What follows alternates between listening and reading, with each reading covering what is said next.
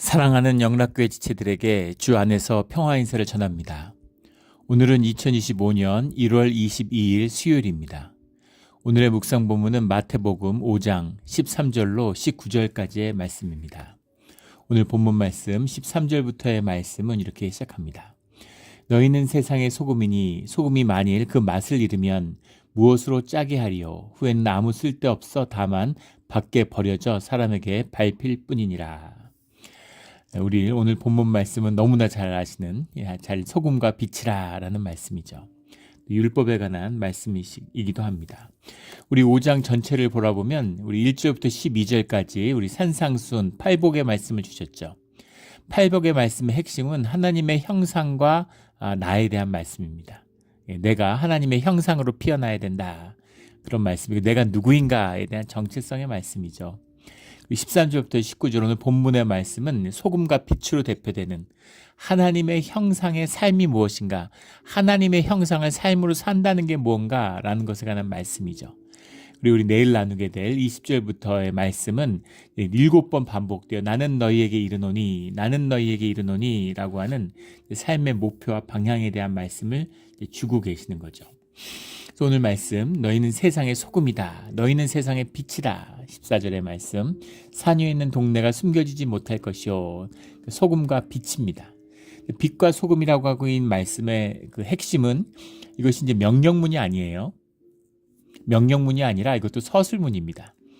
우리 온유한 자는 뭐 이렇게 나오는 청결한 자는 이런 것도 이제 조건절이 아니라 서술형이었던 것처럼 이것은 오늘 중요한 말씀은 명령문이 아니라 서술문이라는 겁니다. 그래서 너희가 소금이 되라 이런 말이 아닙니다. 종교적 계명이 아니에요. 빛이 되라 이런 말이 아니라 너희는 소금이야. 너희는 빛이야. 본질적으로 너희는 빛이고 너희는 소금이야.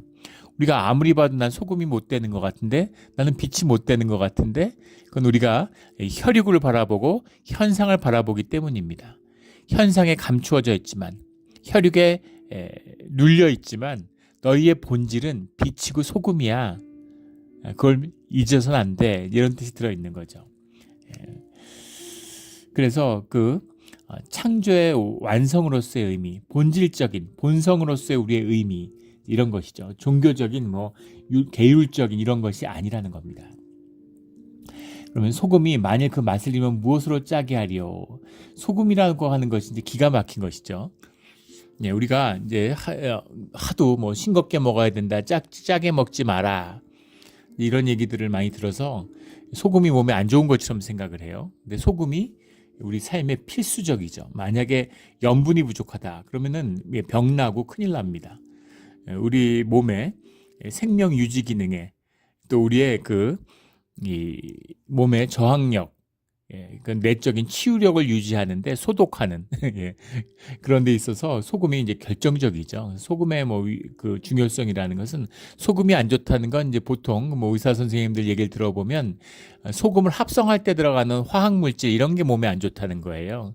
그래서 만약에 피어한 천일염이라든가 무슨 이런 뭐라 그러죠? 암염 같은 거 그게 깨끗하다면 이물질이 함유되지 않았다면 소금이라는 것은 아무 문제 없다는 거죠. 또 소금을 먹어도 삼투압으로 짜지면 다 몸에서 나가기 때문에 문제 없다는 겁니다. 너희는 세상의 소금이니 소금의 가장 중요한 또 특징 중에 하나는 소금이 맛을 낼 뿐만 아니라 본질을 피워내는 특성이 있다는 겁니다. 토마토나 수박 같은 데 소금 뿌려 먹어보신 적 있으실 거예요. 토마토를 먹는데 거기다 소금 뿌리면 훨씬 맛있죠.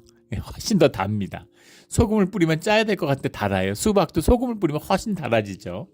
소금은 그 본질을 피어나게 하는 그런 특징이 있다라는 겁니다. 소금은 본질이 되게 그 원래 형상이 더 드러날 수 있도록 그렇게 하는 것이 소금의 역할이다라는 거죠. 우리 마가복음 9장 50절에 보면 너희는 소금이니 하고 말씀하신 다음에 마지막에 화목하라 이렇게 말씀하세요. 화목하라. 소금인데 화목하라는 게 무슨 말씀일까요? 소금의 역할이라고 하는 것이 뭐 썩지 않게 하는 그런 역할도 있겠지만 사람들의 본질을 피워내게 하는 그런 역할이 있다는 거죠. 다른 사람들이 다른 사람의 본질로서 피어날 수 있게 해주는 것. 이게 공동체의 비밀이잖아요. 관계의 비밀이죠. 내가 어디 골방에 산에 무슨 동굴에 있다가 내 본성이 피어나는 게 아니죠. 사람이 공동체로 무리로 부름을 받았기 때문에 그 안에 관계의 역동 가운데서 나의 나됨이 피어나게 되는 겁니다. 무슨 말이냐면 섬김이라고 하는 생명의 본질은 나눔에 있다는 거예요. 생명은 나눌수록 피어나는 겁니다. 근데 세상에 쏘가가지고 우리가 생명을 지키려고 그러죠. 생명을, 삶을 지키려고 그래요. 성을 쌓습니다. 그래서 삶인가 생명이 썩는 것이죠. 그런데 생명은 나눌수록, 나눈다는 게 뭐예요? 섬김이죠. 그래서 하나님의 형상이란 건 뭐냐면 주님이 이 땅에 와서 보여주신 것처럼 희생인 거죠. 희생이 창조의 완성입니다.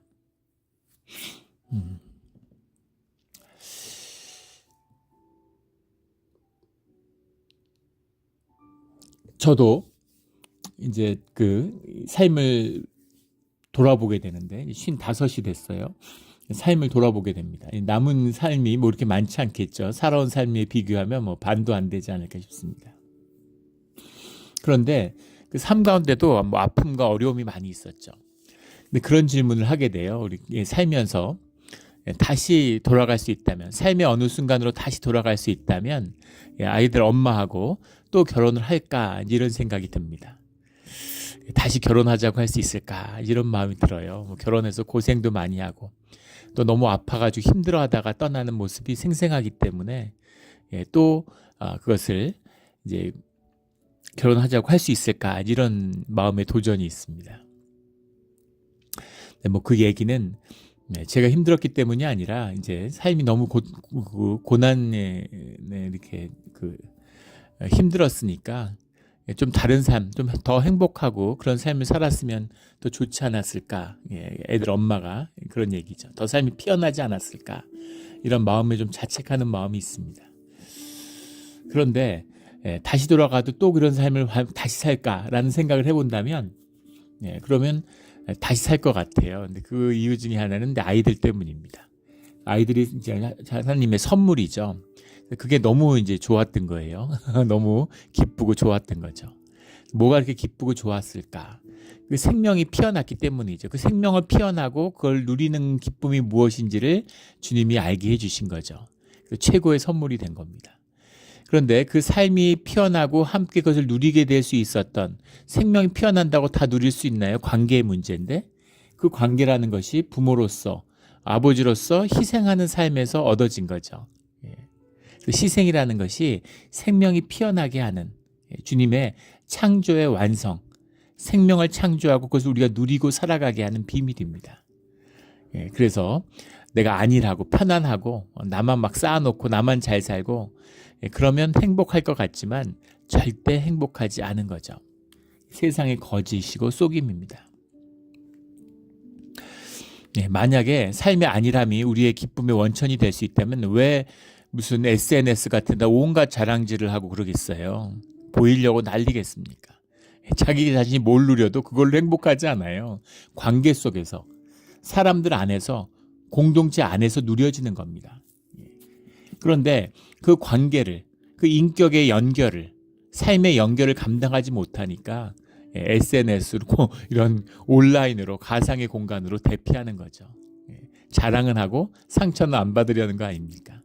근데 그 참 가슴 아픈 얘기죠. 삶이 나누어지면 나의 부요함과 나의 풍부함으로 한번 돈 생각해 보세요. 돈을 나누고 돈을 자꾸 써보십시오. 사람들이 다 기뻐하고 내가 돈 버는 걸 사람들이 기뻐하고 잘 되기를 원하고 그럼 얼마나 좋아요. 근데 그걸 쌓아놓고 자린고비처럼 스크루지 영감처럼 돼서 돈을 쓰지 않고 자식에게도 주지 않고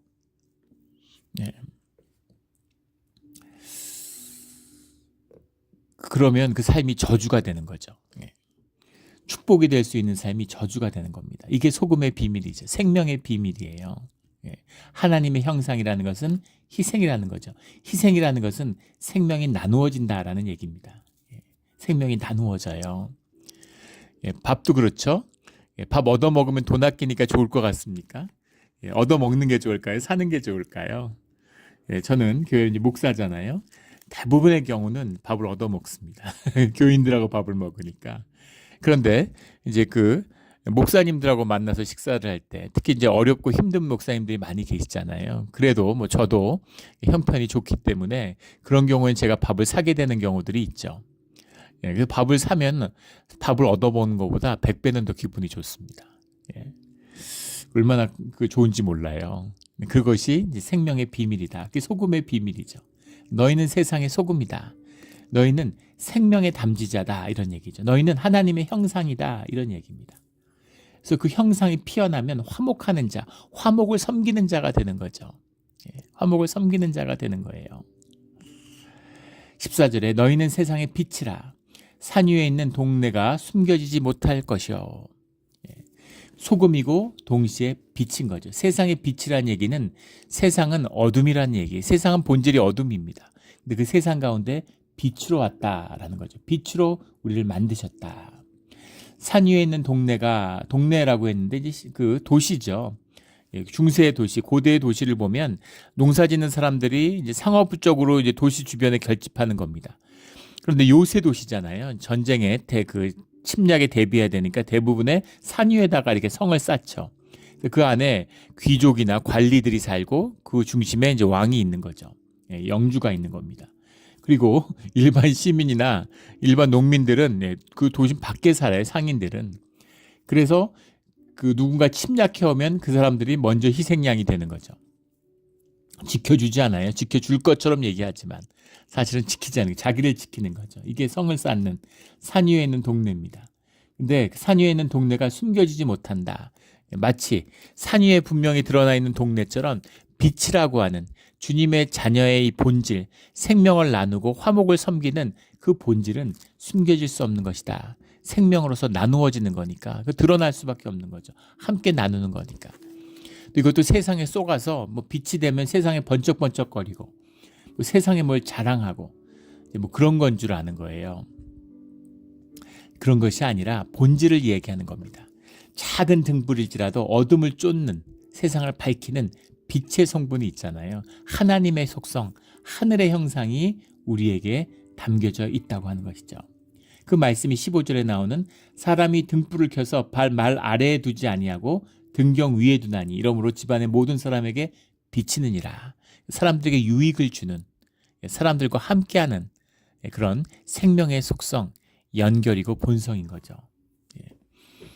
뭐 오타쿠족이라고 그러고 일본에서 나왔는데 집에만 있는 무슨 덕질한다 그러죠. 요즘에 그런 표현들을 쓰던데 뭔가 취미 생활에 빠져가지고 집 밖에 안 나고 사람들하고 어울리지 않는 거예요. 그런 삶은 행복할 수가 없죠. 또 하도 의식과 생각을 강조하니까 생각과 의식을 하는 종교의 모습이기도 합니다. 생각을 하면 사람이 에너지를 엄청나게 써요. 우리 여러 번 나눴죠. 자동차가 공회전을 하면 60마일로 달 때보다 훨씬 기름을 많이 쓴다고. 그래서 이런 생각 저런 생각하고 이런 말 저런 말을 하면 엄청 피곤합니다. 그래서 사람이 무기력해져요. 에너지가 없으니까. 생명을 나누면 점점 힘이 나는 겁니다. 우리 봉사 가신 분들 아마 경험해 보셨을 거예요. 우리 샌프란시스코 노숙자 사역 이런 거 가면은 가고 오는 데만 5시간 운전하잖아요. 그리고 가가지고도 한 4시간, 5시간 서가지고 봉사하고 그러면은 막 완전히 피곤하고 기절할 것 같은데 그렇지 않아요. 생명이 솟아나고 얼마나 생기가 도는지 모릅니다. 그런데 무슨 집안에 앉아가지고 공상하거나 뭐 TV 보면서 이런저런 생각하거나 걱정하거나 이런 밤에 누웠는데 잠이 안 와서 뭐 걱정하고 전화로 수다 떨고 이러면은 급격히 지칩니다. 아주 녹초가 되죠. 그게 에너지를 엄청나게 쓰기 때문이에요. 우리가 손발을 움직이는데 에너지 별로 안 씁니다. 뇌가 우리 에너지의 엄청난 부분을 쓰죠. 몸의 한 20%를 뇌가 쓴다 그러는데 뇌는 뭘 한다고 그렇게 에너지를 많이 쓸까요? 뇌도 다른 데 에너지 쓰는 게 아니라 생각하는데 엄청난 에너지를 쓰는 거죠. 이 뇌 같은 거, fMRI 이런 거 찍은 거 보면은 우리의 몸의 기능을 유지하고 일하고 뜀박질하고 이럴 때 별로 뇌가 많이 활성화되지 않습니다. 근데 생각을 하면, 말을 하면 뇌가 엄청나게 활성화돼. 에너지를 많이 쓴다는 얘기죠. 그래서 지치는 거예요. 생각으로 사는 사람들이 에너지가 고갈되면 우울증이 오고, 그리고 무기력증에 빠지고, 그리고 오타쿠가 되는 거예요. 관계에서 뭐 상처받았다, 사람들을 두려워하고, 다 에너지 결핍 현상이죠. 그 방 속에서 시간을 대부분 보내는, 청년들이 그런 모습이 많잖아요. 가슴 아픈 얘기입니다. 세상하고 이렇게 만나질 못하니까 휴대폰 들고서 뭐 컴퓨터 같은 걸로 온라인으로만 세상을 접하는 거죠. 우리 빛과 소금으로 만든 우리의 본질, 우리 본질적인 우리의 모습, 형상이 실현되는, 살아내는, 누리는 우리의 삶이 되기를 주의 이름으로 축원합니다. 우리 예전에 나눈 적이 있죠. 소금기둥 이야기. 사실 소금기둥이야말로 최악이죠. 소금이 나누어지지 않으면 소금끼리 있다, 소금만 있다, 이러면 최악입니다.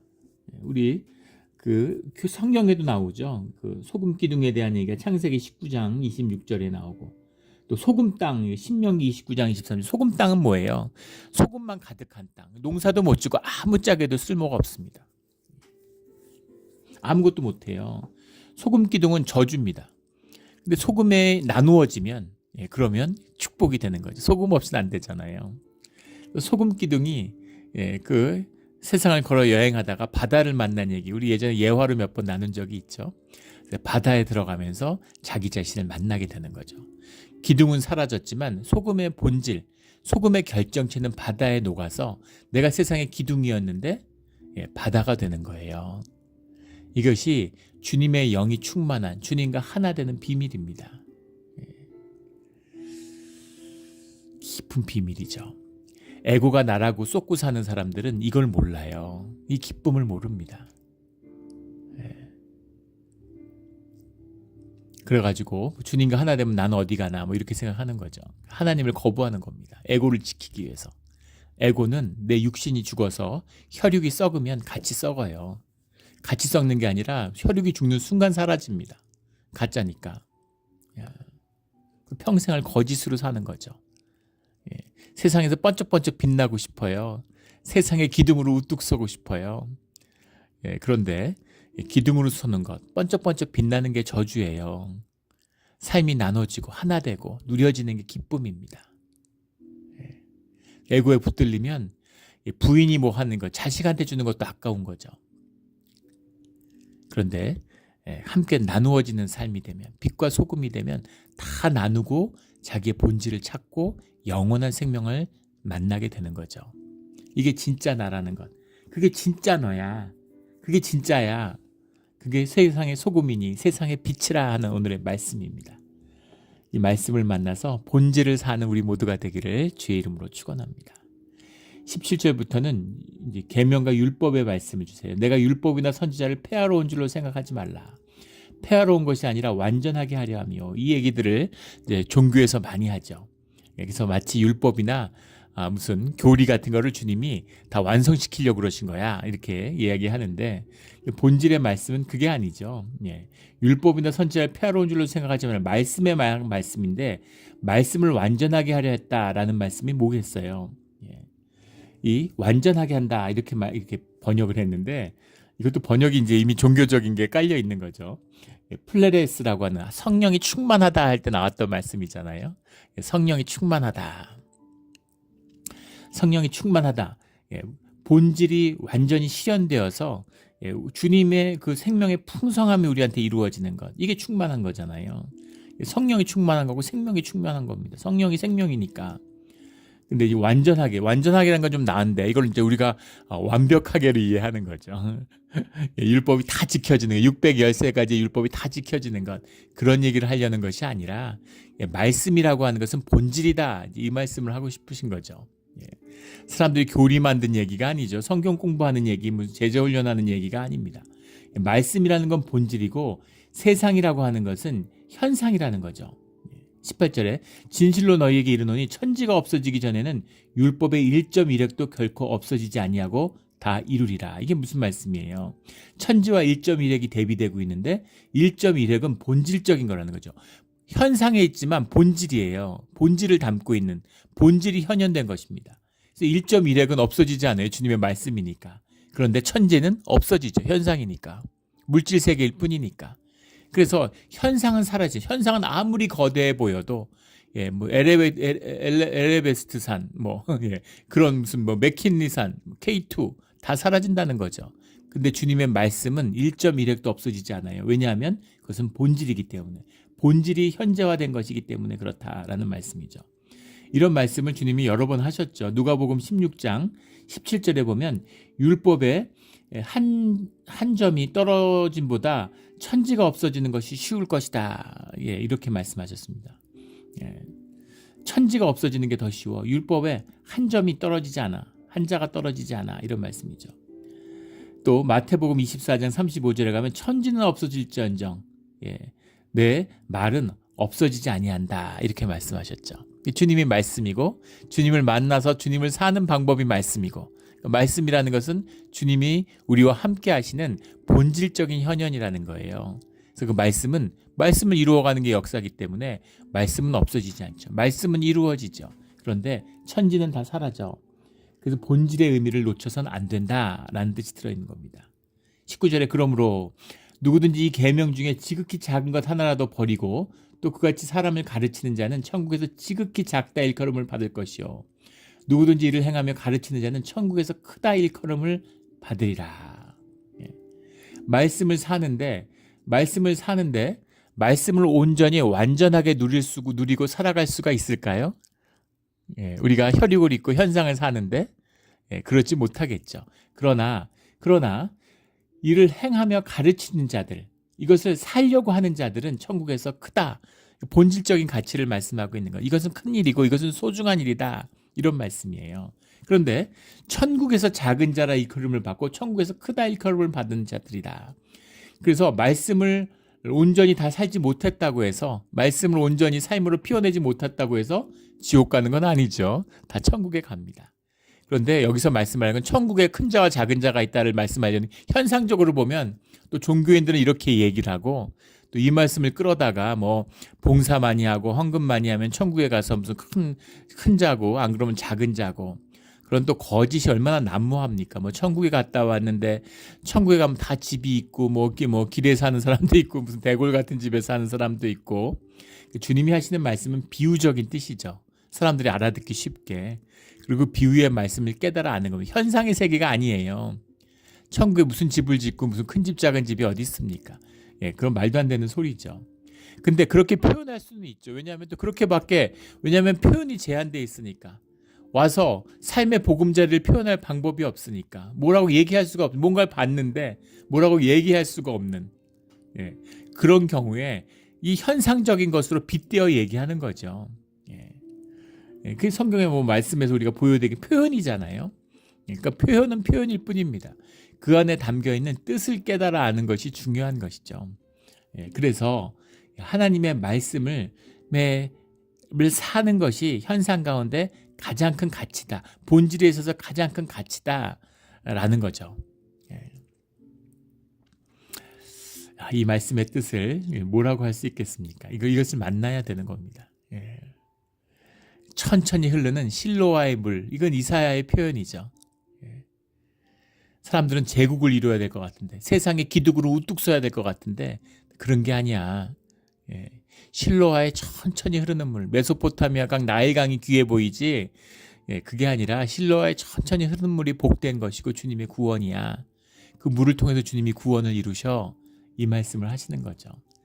천국에서 크다 일컬음을 받는다라는 건 현상적인 얘기가 아니라 그것이 본질적으로 더 소중하고 중요한 것이다.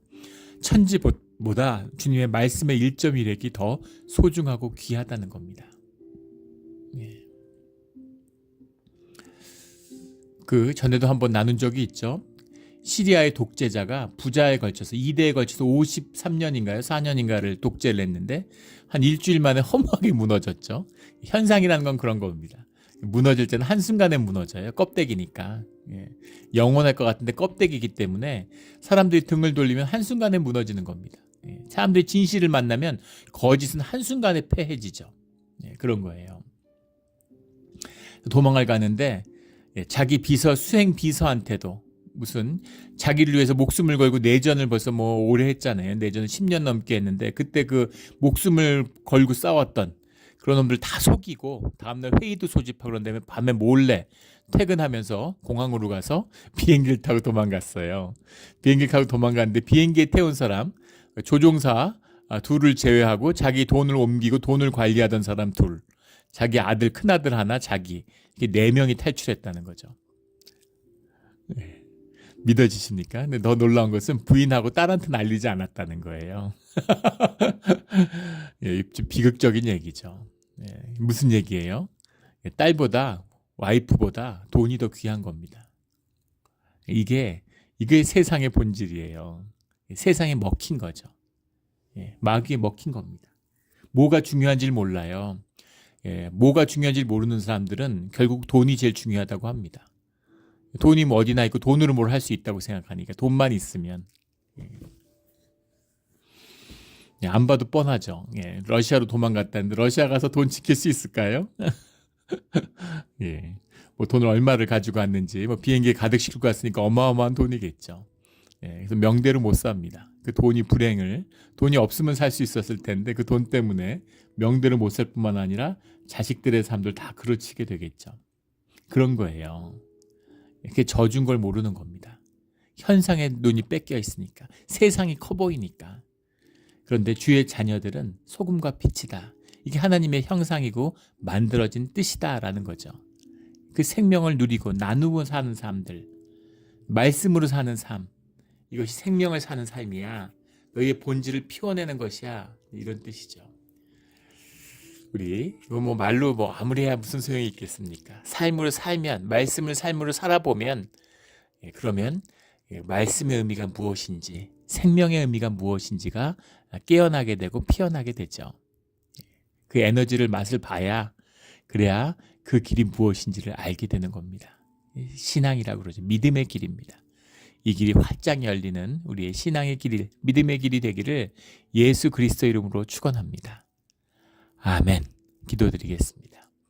하나님 아버지 감사합니다. 주님이 우리를 빛과 소금으로 지으셨는데 세상의 어둠 가운데 살아갔습니다. 기둥이 되려고, 소금을 모으려고, 생명을 지키려고 어떻게 하면 성을 쌓을 수 있을까? 삶이 저주가 되고, 삶이 썩어지고, 삶이 무기력하고 우울증에 시달리면서도 뭐가 문제인지를 몰랐습니다. 주님, 소금과 빛으로 살게 하여 주시옵소서. 그것을 살 수 있는 비밀이 말씀에 있는 것임을, 또 말씀을 주신 것에 감사드립니다. 말씀을 삶으로 살아 빛과 소금이 우리 삶 가운데 피어나는 그런 우리의 생명을 꼭 누리며 살아가는 주의 자녀가 되게 하여 주시옵소서. 본질이 되게 하시고 진짜가 되게 하여 주시옵소서. 감사하며 예수 그리스도의 이름으로 기도드렸습니다. 아멘.